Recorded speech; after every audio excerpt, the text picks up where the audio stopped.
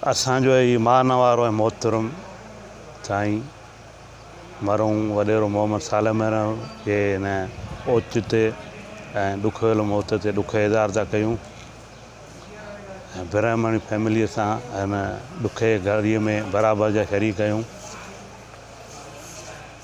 आऊं साईं برهماڻي साहिब जे ज़िंदगी ते रोशनी विझण खां अॻु में हिकिड़ो जेको برهماڻي फैमिलीअ सां मुंहिंजे ख़ानदान जो ॻांढापो आहे। मुंहिंजे ख़ानदान मां मुंहिंजो आॾवाणी ख़ानदान परिवार, मुंहिंजो ॾाॾो मुखी आॾूमल, मुंहिंजो काको मुखी खूबोमल ऐं बाबा साईं केशवचंद आॾवाणी। उन्हनि जी जनम भूमि उहा साॻी आहे जेका असांजे मरहूम वॾेर मोहम्मद सालह برهماڻي जी आहे। उन्हनि जे बुज़ुर्गनि सां उन्हनि जो वॾो साईं वॾेरो मोहम्मद सादिक برهماڻي साहिबु, उन जो वॾो भाउ मोहम्मद ख़ान برهماڻي साहिब सां उहे ई रूहानी रिश्ता हुआ।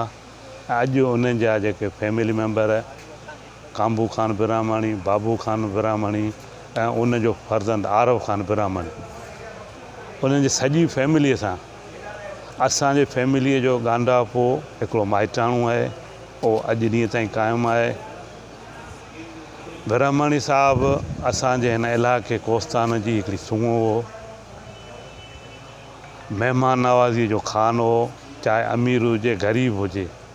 उन जी महिमान नवाज़ी सिर्फ़ु कोस्तान ते महदूद कान हुई, पर सिंध जे कुंड कुछ खां जॾहिं बि को महिमान ईंदो हो त उनखे मानीअ खां सवाइ न छॾींदो। हू लतीफ़ साईं जो हिकिड़ो वॾो पारखू हो, मालदार माण्हू हो, राज भागार हो ऐं फ़ैसिलनि करण में हिकिड़ो वॾो अमीन हो। सिंध में जेका असांजी रवायत रही आहे, ॻोठनि राजनि सां जेको भागनारो हूंदो, मालोंद माण्हू हूंदो आहे, जेको ज़मींदार माण्हू हूंदो आहे, उहो हूअं बि पंहिंजे इलाइक़े में राजनि सां गॾु ई हूंदो आहे, पर ख़ुशूसी तौर ते थोरा अहिड़ा माण्हू हूंदा आहिनि जेके लतीफ़ साईं जी ॾसियल वाट ते हलंदे ग़रीब मिसकिन फ़ोरत माण्हुनि सां गॾु हूंदा आहिनि। उन जी सोच खे वधीक गहराई में वेंदे उन्हनि जे फ़लसफ़े ते हलंदा आहिनि। ऐं सम्झां थो برهماڻي साहिबु उन लतीफ़ जेके सिंध में पारखू माण्हू उन्हनि मां हिकु हो। برهماڻي साहिब जे शख़्सियत ते काफ़ी हिकिड़ा पहलू आहिनि जिन ते माण्हू ॻाल्हाए पियो। हिकिड़ो जेको पहलू पाण उनजे लतीफ़ साईं जे पारखू हुअण सां ॻाल्हायो आहे, हिकिड़ो पहलू पाण उनजे महिमान नवाज़ी ते पिया ॻाल्हायूं, हिकिड़ो पहलू उन ख़ानदान हवाले सां पिया ॻाल्हायूं, हिकिड़ो पहलू उनजो समाजी हैसियत आहे, हिकिड़ो पहलू उनजी सियासी हैसियत आहे। उन्हनि सभिनी शयुनि खे माण्हू ॻंढे छॾे उन नतीजे ते पहुचे थो त अॼु जे हिन दौर में अहिड़ा मलूक सदा वणंदड़ शख़्सियतूं तमामु थोरियूं आहिनि ऐं तारीख़ में पंहिंजो नालो रोशन करे वेंदियूं आहिनि। ऐं برهماڻي साहिबु अहिड़ियुनि शख़्सियतुनि मां हिकु माण्हू हो। अॼु हिन जे विछोड़े ते पूरे कोस्तान जे माण्हुनि खे ॾुख न रसियो आहे, पर सिंध पूरीअ में जिते हुननि जा चाहींदड़ माण्हू आहिनि उन्हनि खे हिकु इहो रसियो आहे त हीअ असांजो वॾेरो न, पर हिकु असांजे फैमिली जो फ़र्ज़ु असां खां जुदा थियो।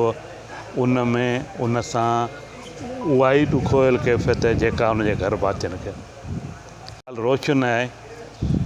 जेके माण्हू पंहिंजी ज़ात खां वधी करे ॿियनि लाइ वक़फ़ु कंदा आहिनि, उन्हनि खे तारीख़ हमेशह पंहिंजनि सोननि वर्कनि में यादि कंदी आहे। आख़िर में आउं برهماڻي साहिब लाइ इहो चवंदो, प्यारु कंदड़ माण्हू हो, शफ़ीक़ इंसान हो, महिमान नवाज़ हो, लतीफ़ जो पारखू हो, असांजे हिन कोस्ताने जी जेका धरती आहे उन जी सूंहुं हो।